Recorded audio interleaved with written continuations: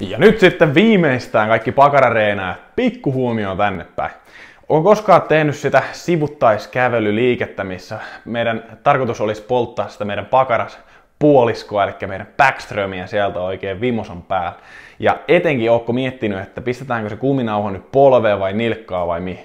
No viime vuoden puolella julkaistiin tutkimus, jonka mukaan kaikista kovin teho siinä sivuttaiskävelyssä saadaan sinne pakaraan, kun se kuminauha laitetaankin ton jalkaterien ympärille. Ei nilkkaan eikä polvien, vaan jalkaterien ympärille.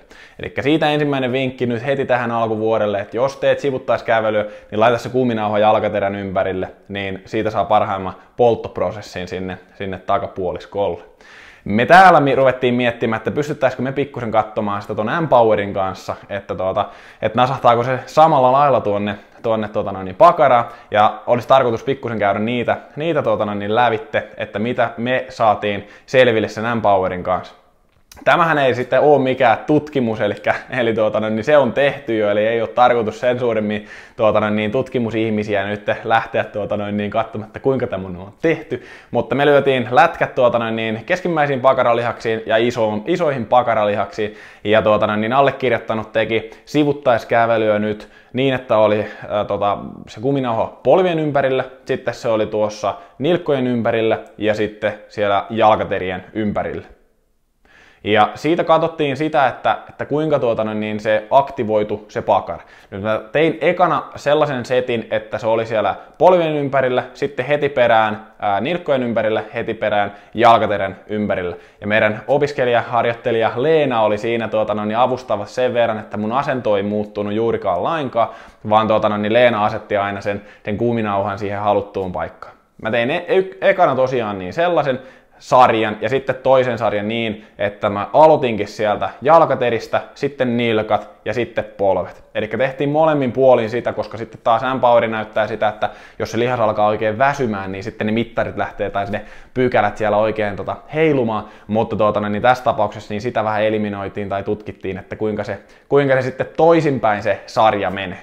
Ja mitä me löydettiin sieltä, niin jos tästä katsoo tätä kaavaa, niin tässä on nyt ensimmäisenä se, missä me katsottiin sitä, että ekan oli polvis, sitten nilkas ja sitten siellä jalkateris. Ja tuossa näkyy ekana tosiaan se että mitä siellä tapahtui, kun siellä oli polves, ja nyt pakko sanoa tässä vaiheessa muuten, että itellä on sellainen tilanne tuon oman puoliskon kanssa, että mulla oikea on huomattavasti heikompi, eli nyt se punainen pykälä siellä, niin sitä kannattaa yrittää vähän vältellä, että tuijottaa nyt puhtaasti sitä, koska se, hyvät naiset ja herrat, on vaan heikko lihas ja se siellä vähän niin kuin äkäisesti hyppi. Nyt mitä mä kattoisin siitä kuitenkin olisi sitä sinistä erityisesti, koska se on sitten taas se heikomman puolen iso pakaralihas, että kuinka sen lihasvoima ja käyrät nousee siinä pykälällä. Ja niin kuin näkyy, niin siinä jos siihen tollainen jana piirtää, niin siellä kun se oli jalkateris, niin se selvästikin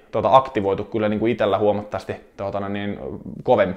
Ja voin kertoa, että kun me tehtiin sitä testiä, niin noin päin, että ekana polvis, nilkas ja sitten jalkateris, niin voin kertoa, että meidän pikkusen olla kiukkua vetää ne viimeiset askeleet, koska se oli sitten vähän polttava prosessi. No sitten me laitettiin se toisinpäin, ja tässä näkyy nyt seuraavaksi se, kun se olikin jalkateris, sitten nilkas ja sitten siellä polvis. Ja nyt jos me katsotaan, niin ei kannata välittää siitä, että kuinka isot ne pykälät on, koska tämä M-Power tekee sillä lailla, että se vähän niin kuin skaalaa sitä niin, että se on ystävällisempi nähdä. Eli vaikka ne onkin tässä matalampia ne pylväät tai noi käyrät, niin se ei tarkoita sitä, että tämä olisi ei olisi niin tehokas, eli älkää keskittykö nyt siihen, vaan enemmänkin taas siihen, että kuinka ne lihakset reagoi siinä toistojen välissä ja tai siihen, että mihin ne kuminauhat on. Ja nyt jos tähän taas se jana piirretään, niin te huomaatte, että nyt se ei olekaan ihan niin ärhäkkä ylöspäin, että vaikka tässä nämä mittayksiköt onkin eriä, niin siitä huolimatta ne on suhteellisen luotettava sanoa, että tässä taas se oli aika tasainen, se punainen taas yllättäen elää siellä omaa elämää, mutta että muuten niin se oli suhteellisen tasainen se käyrä, eli siellä taas ei noussut. Eli näin ollen voisi sanoa, että vaikka se, jos mietitään, että me aloitettiin siitä jalkaterästä, se on nyt teoreettisesti se rankin. Sitten kun lihas on väsynyt, niin me nostettiin se siihen nilkkaan, niin mitään ei oikeastaan sen M-Powerin kanssa niin oikein, niin kuin, tai sen mukaan oikein tapahtunut. Sitten me oltiin vielä enemmän puhki ja me laitettiin siihen polveen, niin taas se pykälä tai se käyrä oli siellä samalla korkeudella. Näin ollen taas, ja sen sanon vielä, että tuon jälkeen taas näin niin kuin itsellä oli huomattavasti helpompi tehdä ne viimeiset askeleet, vaikka mulla olikin sitä reeniä jo siinä taustalla, eli sen pitäisi teoreettisesti olla sen lihaksen väsyn.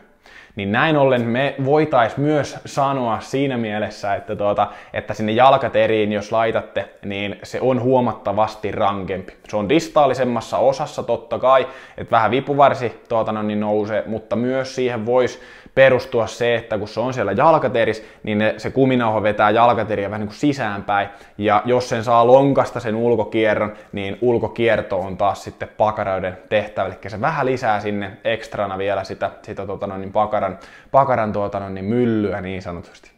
Mutta tämä oli tällainen mielenkiintoinen testi, että miten me pystytään sun M-Powerin kanssa niin kikkailemaan, mutta että ihan tosiaan niin itse aion ainakin laittaa sitä nykyään niin joko nilkkojen tai sitten jalkaterien ympärille, koska sieltä näyttäisi selvästi tulevan kyllä isoimmat potkut tuonne backströmin suuntaan.